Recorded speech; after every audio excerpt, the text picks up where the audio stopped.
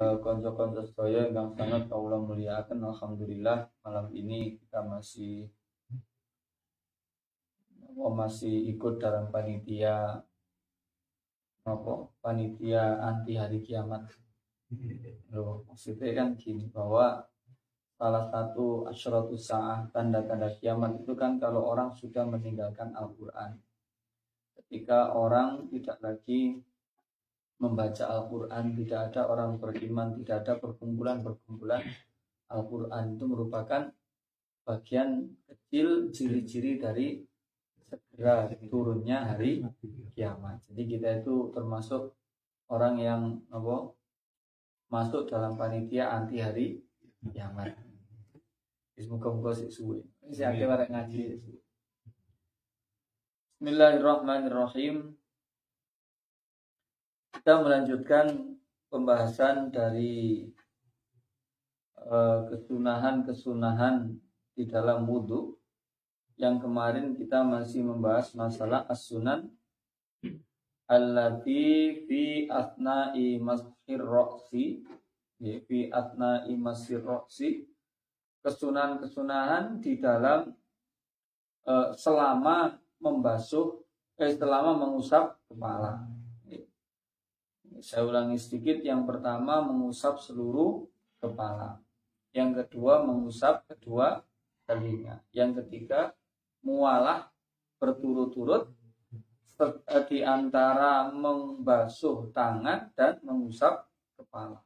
Artinya berturut-turut itu dari satu anggota ke anggota selanjutnya, itu tidak sampai anggota yang pertama itu kering.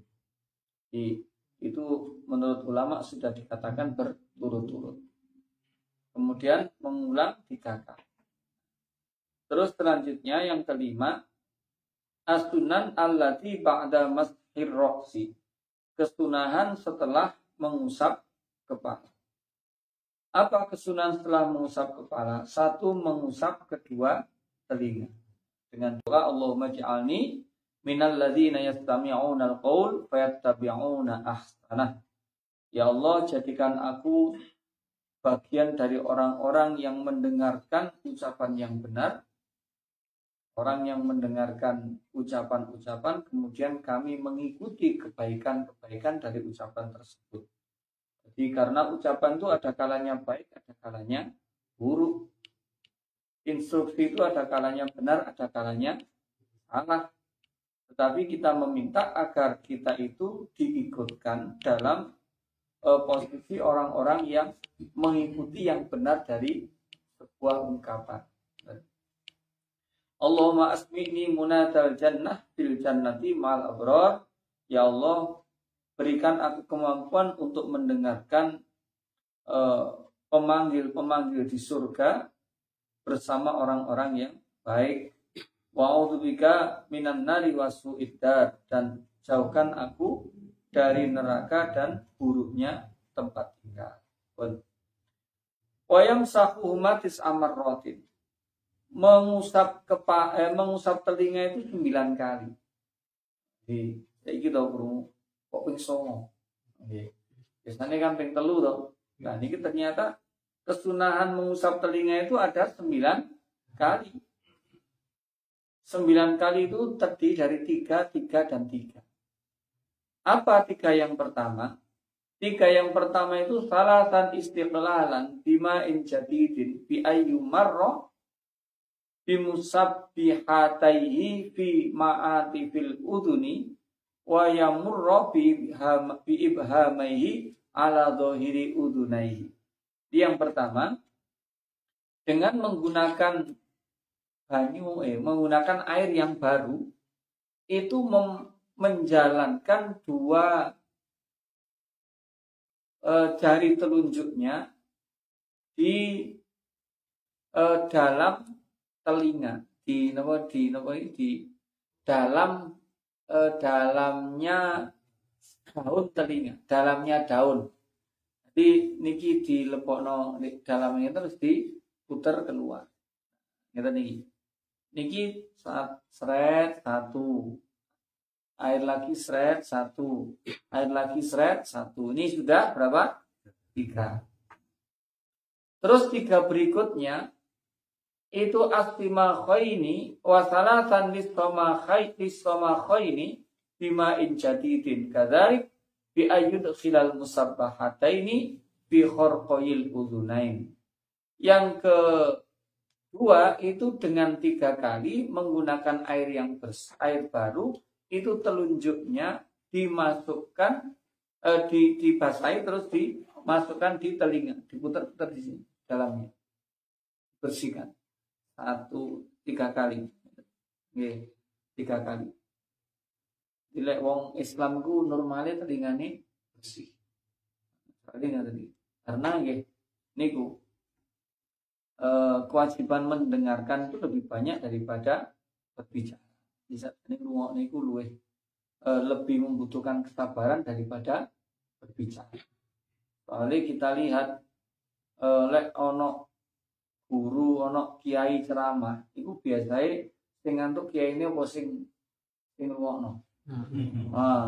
Sebenarnya ngrungoknya itu lebih berat daripada berbicara. Jadi ngomong itu luwih enteng dibanding ngrungokno. Terbukti kalau ada orang bicara itu yang ngantuk mesti sing ngrungokno, karena ngrungokno itu mangapet. Makanya telinganya dibasuh sedemikian rupa biar telinganya itu ringan untuk mendengarkan kebenaran dan kebaikan. 3 yang terakhir yaitu istidharon bibatinil kafi bima injadidin aidon. Yang 3 itu tangan ini dibasahi terus diusap dari telinga. Seret. Jadi ini ngeten kan kanan kiri toh. Kanan yang istiqlal tadi bisa jadi langsung ini ya kena. Biasanya kan kita gini ya. 1, 2, terus 3. Terus usap ini diputar-putar diisi sampai 3 kali. Mantan-mantan terus yang terakhir basahi di usap sampai 3 kali. Nah niki carane mengusap telinga itu kesunahan. Ya, sekali lagi itu sunnahnya dalam mengusap telinga. Yang kedua dari kesunahan setelah mengusap kepala adalah mengusap leher. Ini mengusap leher itu menurut Imam Ghazali, Imam Baghawi dan Imam Rafi'i. Jadi ada 3 imam ini yang memberikan hukum sunnah untuk mengusap leher. Karena kalau juga banyak ulama yang menyatakan tidak disunahkan, seperti Imam Royani itu menyatakan lam yadkur asy-Syafi'i mashar raqabati. Jadi Imam Royani menyatakan bahwa Imam Syafi'i tidak pernah menyebutkan kesunahan dalam mengusap leher. Terus kemudian sebagian dari santrinya Imam Syafi'i menyatakan demikian. Wa ana qara'tu juz'an rawahu Abul Husain bin Faris bi isnadihi an Khalid bin Sulaiman an Nafi' an Ibni Umar anna Nabi sallallahu alaihi wasallam qala man tawaddoa wa masaha bi yadayhi ala unuqihi waqiya al-ghalla yaumal qiyamah. Di beliau menyatakan ada salah satu hadis yang menyatakan barang siapa wudu kemudian mengusap dengan kedua tangannya pada lehernya, maka Allah akan menjaga dia dari kerupekan hari kiamat. Itu dasar penyebutan beberapa imam tentang disunahkannya mengusap leher. Wa yusannu biyatil yumna, disunahkan mengusap leher itu dengan menggunakan tangan kanan. Di tangan kanan begitu. Nggih, jarang nggih sing nglakoni ngusap leher. Nah, jarang ini termasuk ternyata ada sunnah. Terus berdoa Allahumma fukka raqabati minan nar.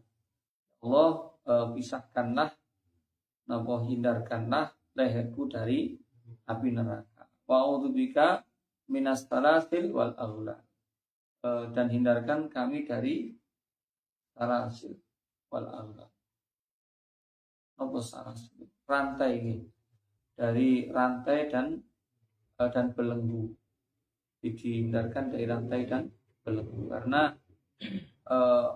khasnya beberapa siksaan itu adalah di rantai lehernya, di belenggu lehernya. Koyok itu loh gambari wong di kene penjara zaman biyen taleni rantai gurune. Nah, itu juga mungkin inspirasinya dari perilaku orang-orang di neraka. Jadi begitu. Kemudian yang keenam, yang kelima itu kesunahan setelah mengusap kepala. Yang keenam adalah as-sunan allati fi asna'i ghuslir rijli. Kesunahan-kesunahan yang berhubungan dengan membasuh kaki, pun sampai mengusap kaki, membasuh kaki. Karena kan ayatnya itu wamsahu biru usikum wa arjulakum gitu. Bilal ka'bain, koyok mengusap kaki, dan salah mewakafkannya, salah ibtidaknya begitu. Nah, yang kelima membasuh kaki. Makanya begini, bahwa kenapa kita itu Ahlus Sunnah wal Jamaah itu mengikuti para ulama di dalam hukum-hukum Islam. Jargon yang sering kita dengar adalah kita harus menggunakan Al-Quran dan hadis sebagai hukum. Nah, itu kita memang tidak bisa menawar bahwa hukum apapun itu sumbernya adalah Quran dan hadis. Cuma menurut kita bahwa Quran dan hadis itu tidak bisa langsung kita tidak bisa mengambil hukum dari situ hanya sekedar membaca terjemahannya.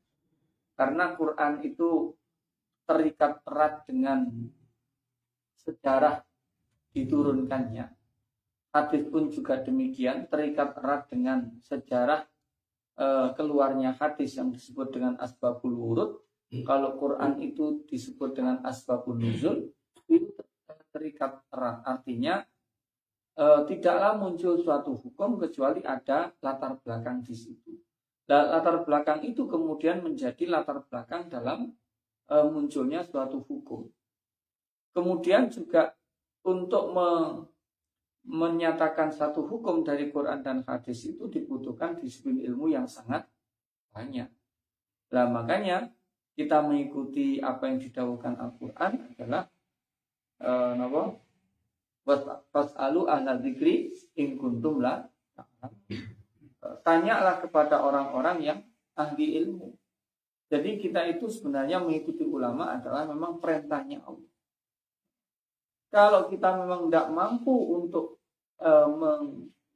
membuat satu hukum, menjatuhkan satu hukum dari Al-Quran dan dari hadis, maka kita harus mengikuti para ulama.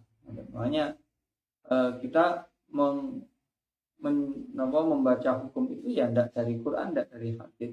Meskipun biasanya ulama juga menyertakannya, tetapi kita mengikuti dari kitab-kitab yang itu sudah hasil kasih sayang ulama kepada kita.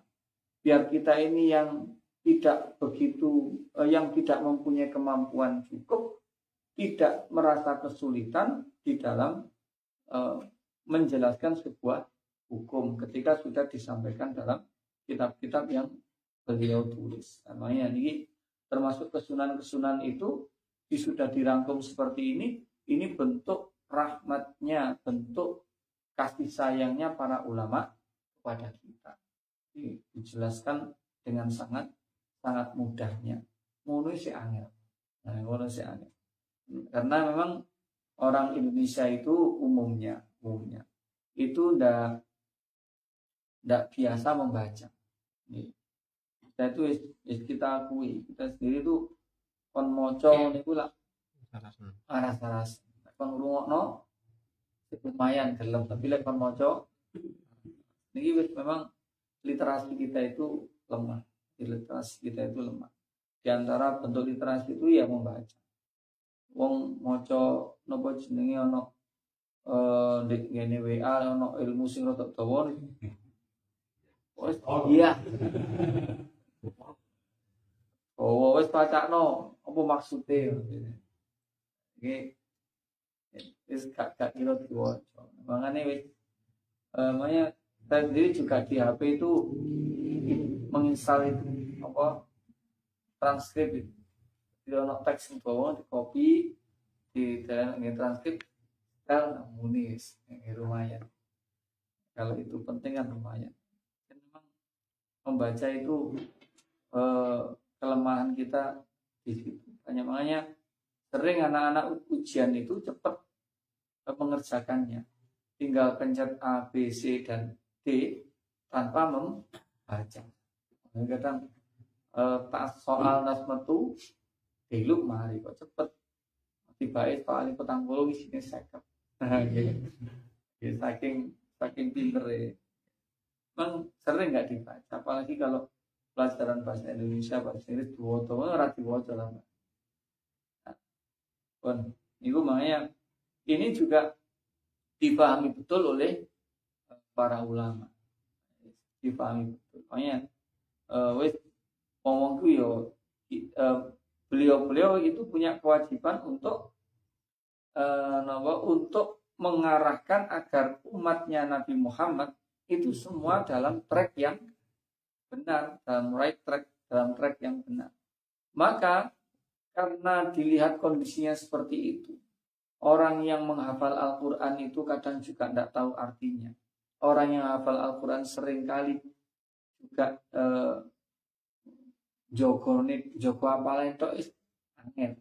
Ya pemane sampai ngapalno napa sampai belajar banyak ilmu yang berhubungan dengan Al-Qur'an. Makanya saking welase terus para ulama wis ngene, untuk hukum-hukum yang berasal dari Al-Qur'an, dari hadis, kami yang menulisnya, kami yang menjelaskannya. Wis kalian tinggal terima matang. Nah ini yang terima matang ya. Jadi kalau dia mau coba kan itu ini kalau terjemah itu.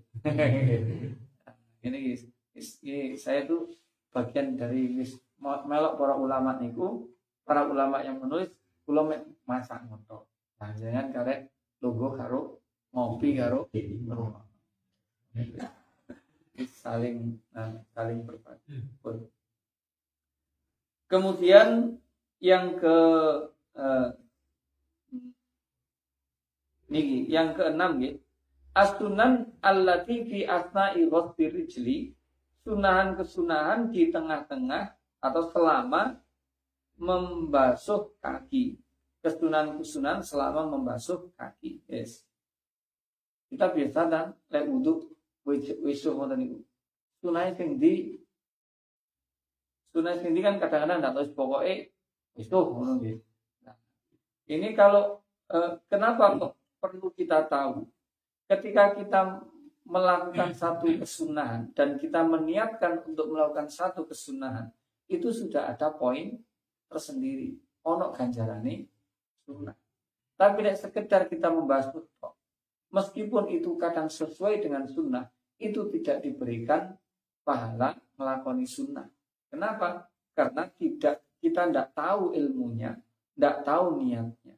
Begitu yo, mas yo cocok karo sunnah, tapi itu tidak mendapatkan pahala sunnah. Paling enggak gugur kewajibannya toh. Nah, sekarang selama membasuh kaki itu ada beberapa kesunahan. Yang pertama, ayyab tadi aminal asobi idza kana yasubbu al-ma'a ala nafsihi. Ketika seseorang itu mengucurkan air dengan dirinya sendiri, misalkan ini, cukup cipuk, sikile bisa idewi. Niku sunnahnya dari jari. Boten kok mburi sret ngeten mboten. Tapi sunnahnya dari jari. Baru air itu jalan ke apa nih? tungkak. Napa iki? Mata kaki. Jadi nek nyipuk tekok ngarep terus nang mburi. Mboten tekok mburi dicurinya mboten. Tapi dari depan sunnahnya begitu. Ini bener tadi niat ngelakoni kesunahan begitu. Itu lek nyipuk dhewe. Wa idza tabba alaihi ghairuhu fayabtadi'u bil ka'bi. Kalau yang ngesokkan itu orang lain. Orang lain itu bisa jadi orang atau bisa jadi keran. Nah, keran itu kan berarti kan orang keran lain ya. Gitu, orang lain. Itu mulainya dari fayabtadi'u bil ka'bi, dimulai dari tungkak. Nah, biasanya malah ini seret nih. Tidak, tapi justru dari ka'bi, dari apa itu tungkak. Niku lek saya ulangi lek ngesok dhewe teko ngarep lek gawe keran teko mburi. Ketika membasuh kaki tangan itu berdoa Allahumma tsabbit qadami alas sirati ma'aqdami ibadika sholihin. Ya Allah, tetapkanlah apa delamaanku. Delamaanku bahasa Indonesia tapak kakiku pada jalan yang lurus, pada siratal mustaqim, bersama tapak kaki hamba-hambamu yang sholih. Itu ketika membasuh kaki kanan. Ketika membasuh kaki kiri, itu doanya Allahumma inni a'udzubika antazilla qadami ala sirati finnari yauman tazillu aqdamul munafikin wal musyrikin. Ya Allah, saya berlindung kepadamu dari terpelesetnya tapak kakiku pada siratal mustaqim di neraka pada hari di mana tapak kaki orang munafik dan musyrik itu terpeleset. Guys, itu dibatin. Pokoknya kira-kira ngomongin. Apal. Pokoknya apa-apa itu. Kira-kira sing pas teng ngene iku dongane apa ngono nggih. Sing pas dongane. Iki lek ngarang-ngarang donga dhewe ya ora apa-apa. Wong donga iku ya sak karepe. Sak karepe sak jaluke. Muga-muga ya Allah kuat mlaku ngono. Terus yang pelari ya Allah dengan membasuh kaki muga-muga aku juara lari ngono nggih. Iku donga ya oleh. Cuma yang maksur seperti ini yang saya disebutkan tadi. Terus yang kedua adalku niku ngosoi. Ngosoi itu imrarul yadi alal udwi, menjalankan tangan pada anggota. Itu namanya ngosoi. Jadi ngosoi iki mbek tangan. Ngosoi niku mboten mbek sikil tapi ngosoi niku mbek tangan. Bahkan ada yang mengatakan termasuk salah satu penyebab fakir. Wong fakir itu senengane lek ngosoi sikil mbek gile. Nah, ini salah satu penyebab nopo fakir. Mangane lek sing sik fakir dilereni. Iso-iso iku sebab.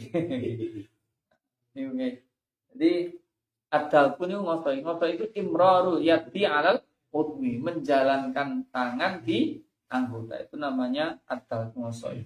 Kalau menurut Imam Malik ini justru hukumnya wajib, tapi untuk Imam Syafi'i hukumnya adalah sunnah buat ngosoi. Yang ketiga at-takhlil. Takhlil niku wa dzalika bi khinsiril yadi al-yusra mubtadi'an min khinsiril rijli al-yumna ila khinsiril rijli al-yusra min asfal. Takhlil niku nyela-nyelani kaki dengan menggunakan apa niki jentik tangan kiri. Dimulai dari jentik kaki kanan menuju ke jentik kaki kiri dari arah bawah. Tak praktekno ya. Ini rezeki audio. Wis.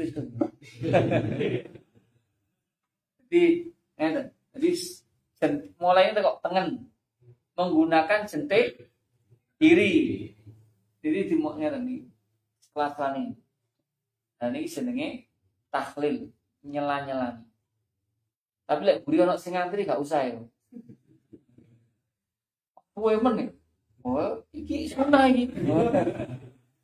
Lek orang sing ngantri gak usah, lek gak orang sing ngantri ini. Tapi kerane paten ono nggih. Dingin, saya di sela-sela ini. Jadi nopo setelah nopo setelah di nopo dibasahi, disiram wonten niku terus pakai di atau sambil disiram. Sing api nggih mboten usah mbek disiram, nanti disiram sik terus karena berdiri sendiri. Pun nyelan-nyelan. Jadi nyelan-nyelan ini ku tekok menggunakan jentik kiri, memulainya dari jentik kaki kanan menuju ke jentik kaki kiri dari arah bawah. Pun yang keempat at-tayamun, memulai dari kaki kanan kemudian kaki kiri. Yang kelima italatut tahjil ila nifisaki wal akmal ila rukbataini, memanjangkan cahaya, memanjangkan basuhan yang menyebabkan kakinya nanti di akhirat bercahaya. Minimalnya pada sampai tengah-tengah napa lagi seneng. Apa ya? Lek niki oh betis niki betis. Nah, Entol. Oleh kleru lek. Awak iki. Sing arep. Si betis, iki betis. Minimalnya apa tahjil itu minimalnya ya separuh begini. Iki tahjil separuh. Sempurnanya sampai ke dengkul. Ini ya diniati sunnah. Lakoni sunnah. Jadi minimal sunnahnya itu sampai betis, tengah-tengah betis, maksimalnya sempurnanya sampai lutut. Jadi nanti di akhirat itu padangnya rotok-rotong. Yang keenam, al-mubalaghatu fi ghusl aqibi. Nemen-nemen nih atau bersungguh-sungguh dalam membasuh mata kaki, di mata kaki. Terutama orang yang kurus. Wong sing lemu kan gak duwe mata kaki. Los bajang, kencang. Kalau itu nih itu kan banyak ada di belakang kan lempitane ngene. Apa niku di benar-benar dikosoki begini. Dipastikan bahwa air itu memang benar-benar sempurna membasuh ke perkara yang wajib. Yang ke-8 at-tafrid bima mado, mengulangi dari apa yang saya sebutkan tadi sebanyak 3 kali. Niku kesunahan-kesunahan selama membasuh kaki.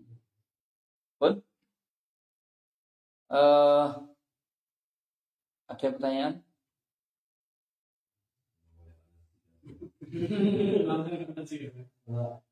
Oke.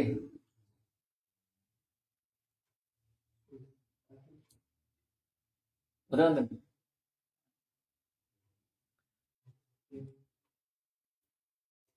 Lanjut tadi ya. Kok jadi sedih. Yang ke-7 tadi, kalau yang ke-6 itu kesunahan selama membasuh kaki. Yang ke-7 kesunahan setelah selesai berwudu. Kesunahan setelah selesai berwudu. Yang pertama, syarabuhu min fadli wudu'ihi warashi izarihi bihi, meminum dari sisa air wudu dan menyipratkan izar itu berapa sarung bihi dengan sisa air wudu. Jadi ingat, air wudu itu adalah salah satu ada keistimewaan dari air wudu ini. Jadi air yang, makanya kalau ada tetesan air wudu itu Allah jadikan malaikat. Nah maka fadlul wudu itu adalah sesuatu yang istimewa.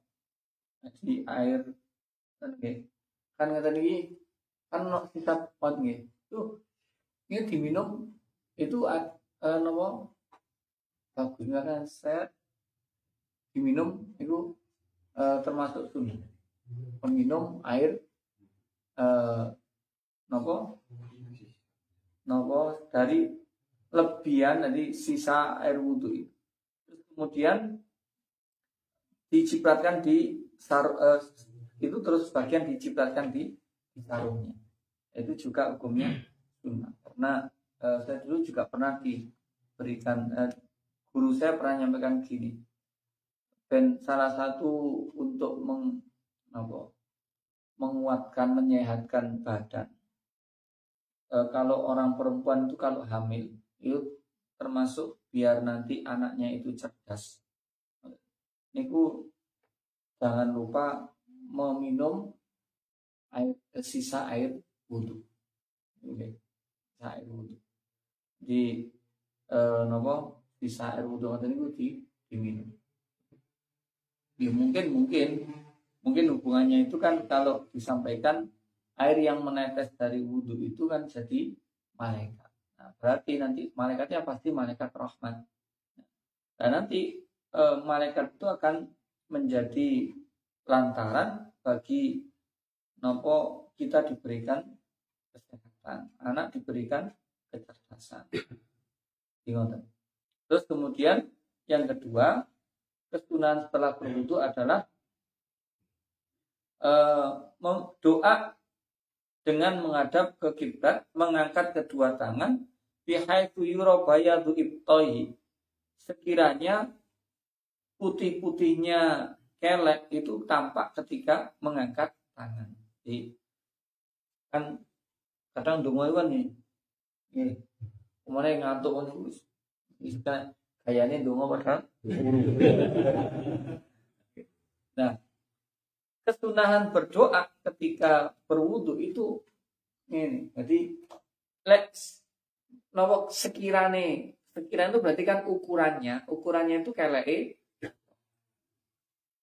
Pakai baju panjang enggak ketok. Ya enggak, bukan intinya bukan di ketoknya tapi ukurannya sekiranya kelek ketok. Tapi lek donga iku ngeten ukuran donga nih. Mboten ngeten. Selawatan. Kok selawatan. Jadi ukuran tangannya ketika berdoa setelah wudu itu seperti itu. Doanya asyhadu an la ilaha illallah wahdahu la syarikalah wa asyhadu anna sayyidana Muhammadan abduhu wa rasuluh. Allahumma ij'alni minat tawwabin waj'alni minal mutatahhirin waj'alni min ibadikas sholihin. Iki rata-rata apa? Masih gak tahu di pojok. Rata-rata apa? Ini perlu dibudayakan. Nah, ini menghadap ke arah kiblat. Jadi menghadap kiblat, mengangkat kedua tangan terus doa. Asyhadu an la ilaha illallah wa syarikalah wa asyhadu anna sayyidana Muhammadan abduhu wa rasuluh. Allahumma ij'alni minat tawwabin wa ij'alni minal mutatahhirin wa ij'alni min ibadikas sholihin. Itu doanya. Ya Allah, jadikan aku orang-orang yang bertaubat, termasuk orang-orang yang bertaubat, termasuk jadikan aku orang-orang yang bersih, suci, dan jadikan aku bagian dari hamba-hambamu yang sholihun. Yang ketiga, kesunahan setelah berwudu adalah membaca surah Al-Qadr dan 3 kali dan membaca ayat kursi. Terus kemudian baca surat Al-Ikhlas. Ini jarang sekali ya. Jadi baca surat Al-Qadr. Al-Qadr itu napa? Inna anzalnahu fi lailatul qadr. Niku maca ping memang banyak sekali fadilah dari surat ini. Termasuk orang yang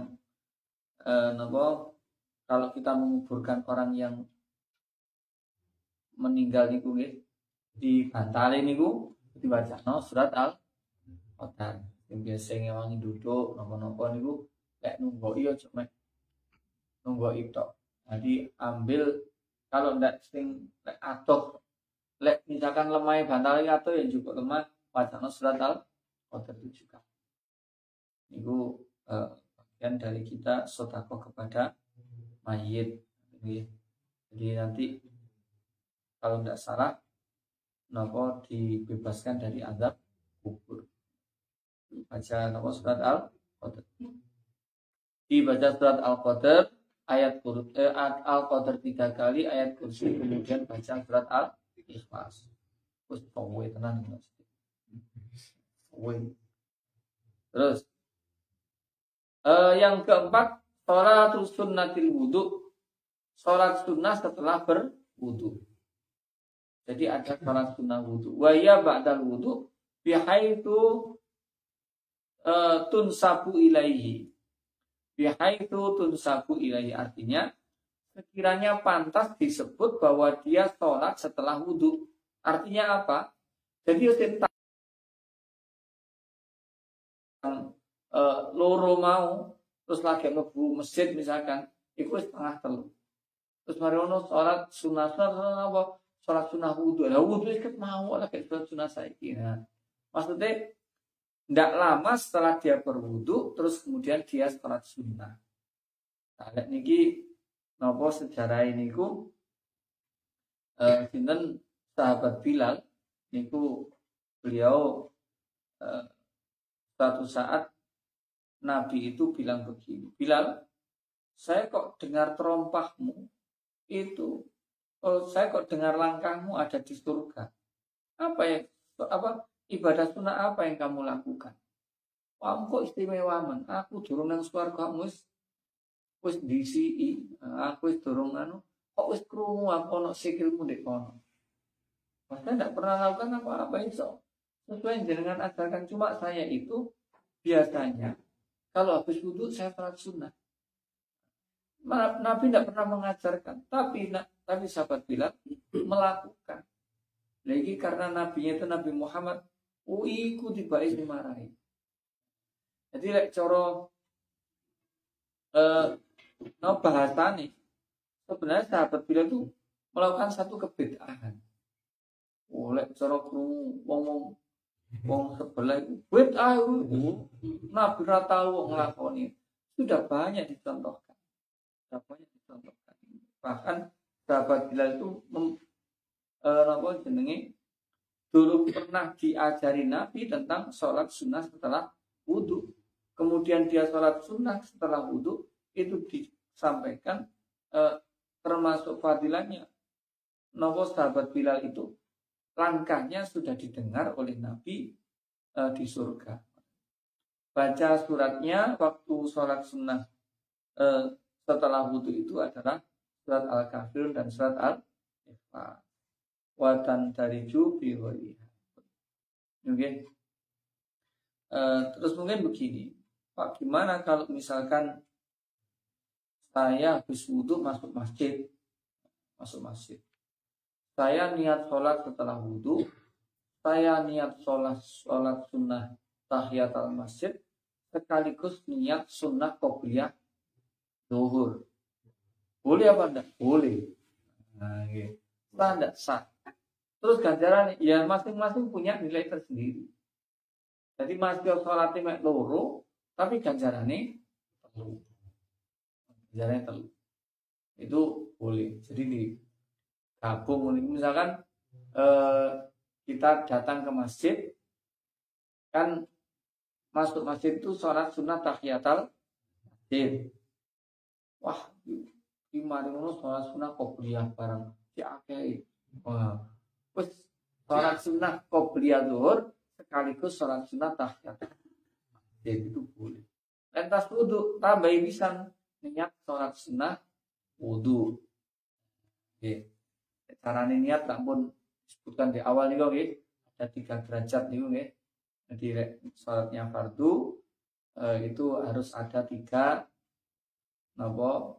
komponen.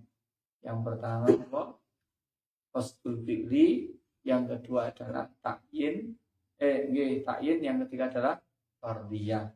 Kalau sholat sunnah itu adalah qasdul fi'li sama ta'yin. Kalau sholat sunnah mutlak itu cuma qasdul fi'li. Nggih, paham? Nggih, supaya nggih sabarin titik hubungan. Jadi kalau kita itu sholat fardu, itu ya komponen yang harus ada dalam sholat itu adalah usolli fardo zuhri. Misalkan tuh harus ada kalimat usolli fardo zuhri. Itu cukup. Kalau sholat sunnah yang ada sebab atau ada waktunya, itu harus ada terdiri dari dua komponen. Qasdul fi'li sama ta'yin. Misalkan usolli tahiyatul masjid, usolli sunnatal wudu, usolli qobliyatan dhuhri. Oke. Itu komponen yang harus ada. Kalau misalkan meneng-meneng pengen sholat, tuh kok sumpek tak sholat. Nah, sholat itu niatnya cukup usolli Allah. Usolli Allah. Jadi yang harus ada qasdul fi'li saja. Itu langsung dicatat sebagai sholat sunnah. Jadi harus ada kata-kata usolli, qasdul fi'li. Jadi ya dalam hatinya harus mengatakan usolli. Itu sudah disebut sholat sunnah. Sholat sunnah mutlak. Pun niku nggih sampai di sini. Kita lanjutkan minggu depan kesunahan yang umum di dalam berwudu. Pun sebelum diakhiri pertanyaan kan?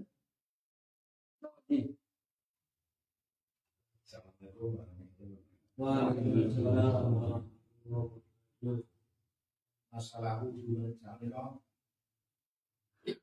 Nah, waktu lepas kalau nanti ngiringaken ke masjid, menika sholat sunnah wudu menika fadilahé saged nonton umur kan ben lewat lor-loron sejarah Nabi Muhammad ingkang disukani dokter saking kerajaan Budi menika ngantos 12 tahun napa sekala 12 tahun menika boten nate sakit mati boten lepas wonten sholat sunah wudu.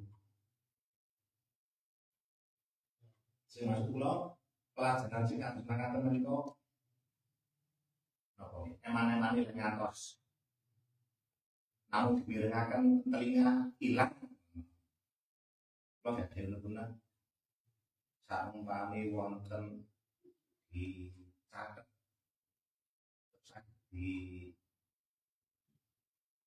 di Jepang suatu saat nanti saged dipraktekkan saged diamalkan bicara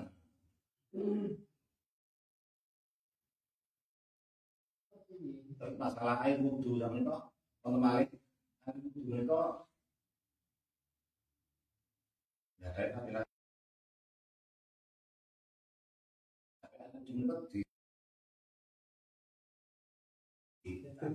ditampung orang itu ya nampung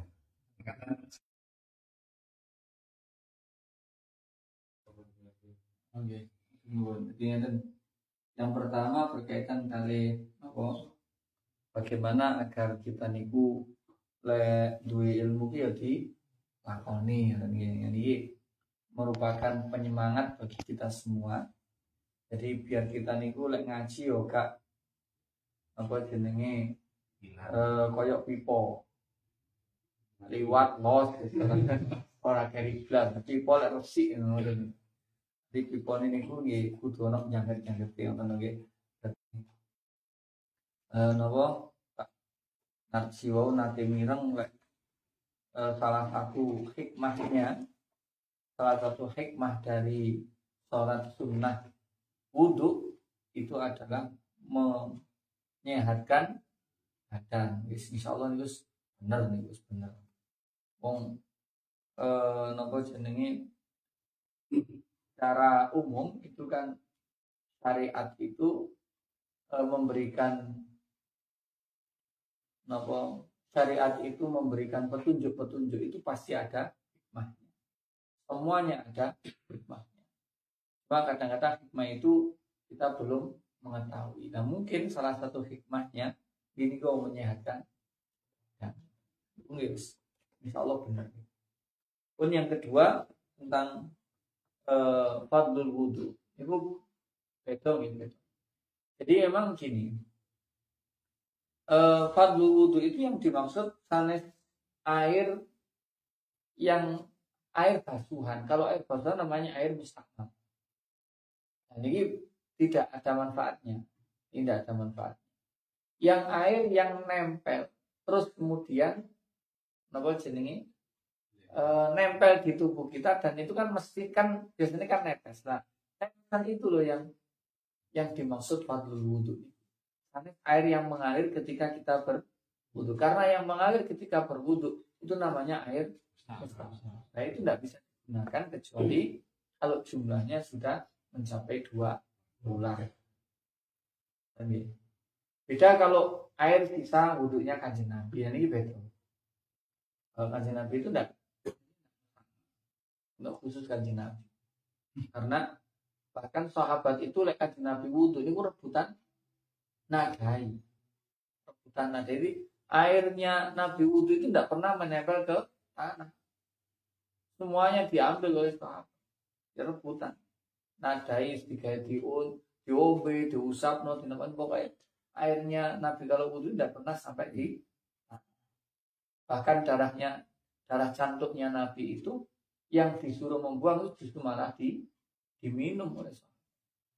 Jadi karena yes, kanjeng Nabi tok liyane khusus kanjeng Nabi. Beda nih darahnya kanjeng Nabi dengan selainnya itu mawon.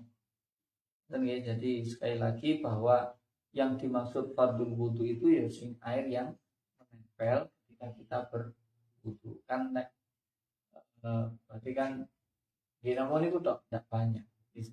Dan itu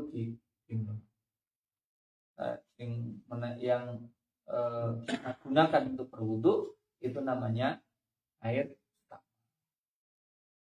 pun gitu. Wallahu a'lam bishawab. Dan Al-Fatihah. A'udzu billahi minasy syaithanir rajim. Bismillahirrahmanirrahim. Alhamdulillahi rabbil alamin. Ar-Rahmanir Rahim. Maliki yaumiddin. Iyyaka na'budu wa iyyaka nasta'in. Ihdinas siratal mustaqim. Siratal ladzina an'amta 'alaihim ghairil maghdubi 'alaihim waladdallin. Rabbighfirli wa liwalidayya wa lil mu'minina amin. Subhanaka Allahumma wa bihamdik asyhadu an la ilaha illa anta astaghfiruka wa atubu ilaik. Assalamualaikum warahmatullahi wabarakatuh. Waalaikumsalam. Ya khairah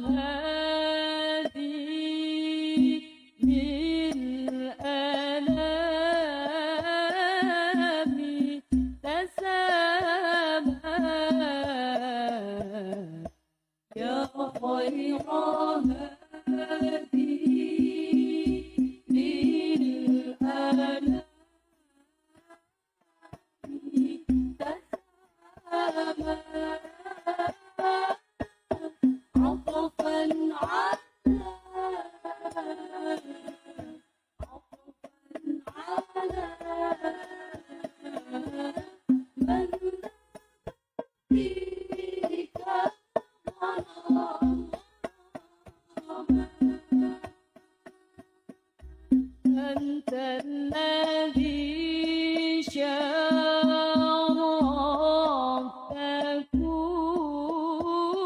كل مشرفين.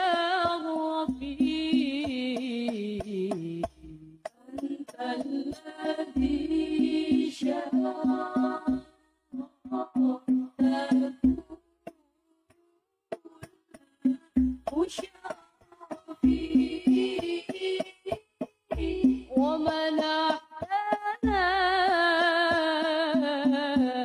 ومنحتنا يا إمام إماما يا خير